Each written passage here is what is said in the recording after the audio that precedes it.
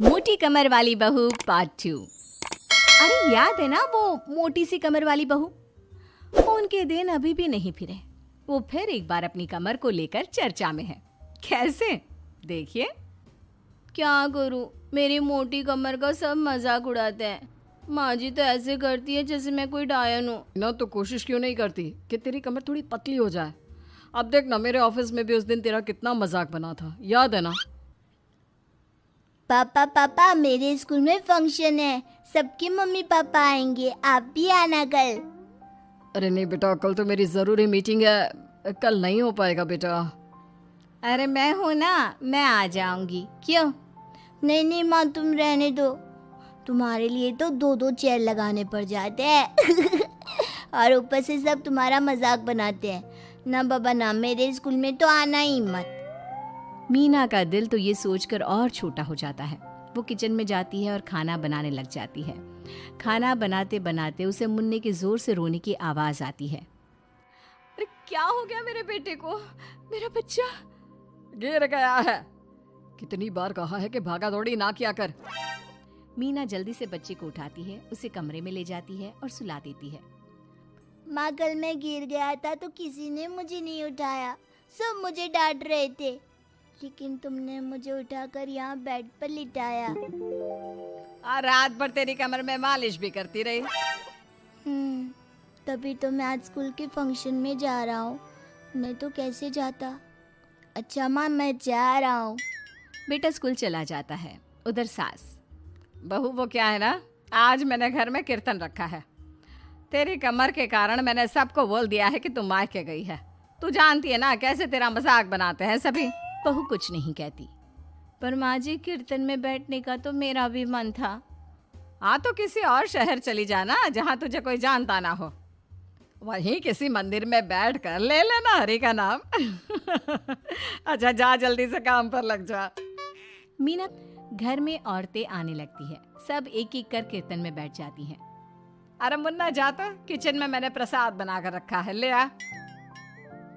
अरे क्या क्या कर लेती हो बहन जी, एक तुम्हारी बहू है बस कमर का कमरा बनाए बैठी है।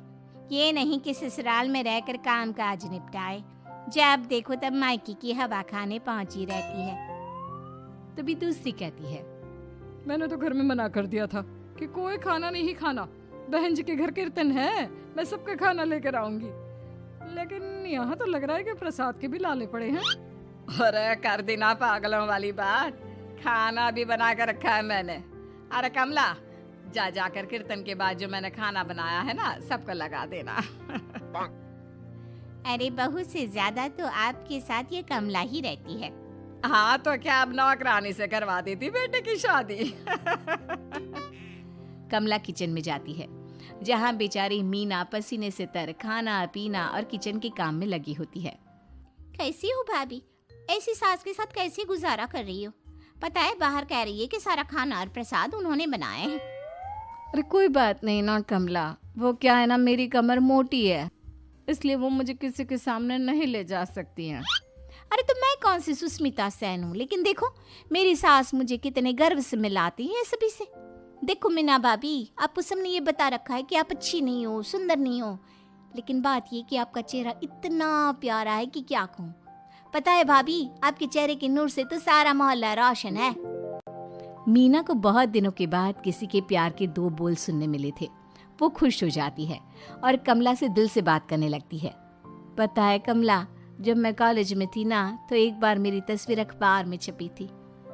मैं फूलों की प्रदर्शनी देखने गई थी, तो वहाँ किसी ने फूल के साथ मेरी फोटो खींची थी और लिखा था फूल से भी सुंदर।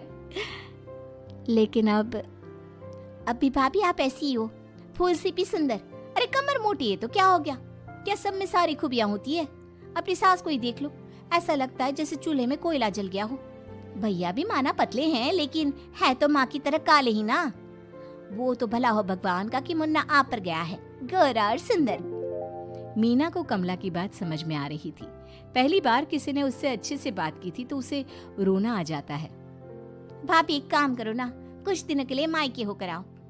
यहाँ तो ना भैया को आपकी कदर है, ना ही सास को, और बेटा भी आपको इन लोगों के कहने पर दूर ही रखता है। मीना को कमला की बात ठीक लगती है।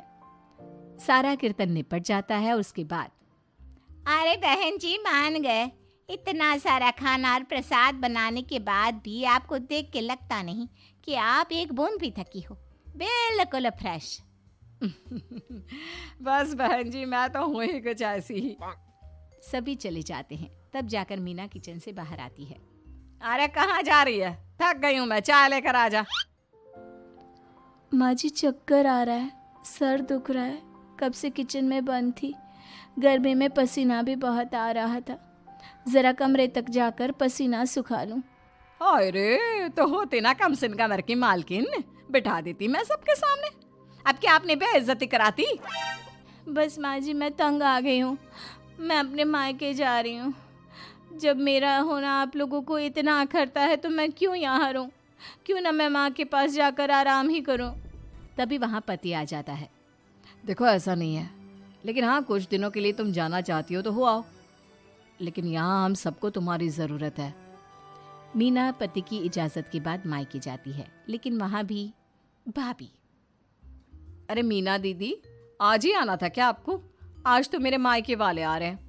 दीदी आपकी कमर का मजाक फिर बनाएंगे वो लोग। अरे मीना एक फोन तो कर देती आने से पहले। अरे मीना क्या हाल बना रखा है शरीर का, कितनी प्यारी बच्ची थी हमारी, क्या हाल कर लिया। मीना को दुख होता है। वो घर के अंदर जाती है जहाँ दीदी आप तो दलिया लेंगी ना? सबके लिए वैसे आलू के पराठे बने हैं, मैं जानती हूँ आपके फेवरेट हैं आलू के पराठे, लेकिन अब आपका शरीर ऐसा है कि आप तो दलिया ही खाओ। मीना को समझ में नहीं आ रहा था कि ये क्या हो रहा है। हर कोई जो अपना है वो क्यों उससे ऐसा व्यवहार कर रहा है। मीना दुखी होकर पास में रहने वाली अपनी सहेली के घर जाती है। सहेली का पति बोल पड़ता है, अरे ये कौन है? कौन है ये? मुझे इसी की तो तलाश थी।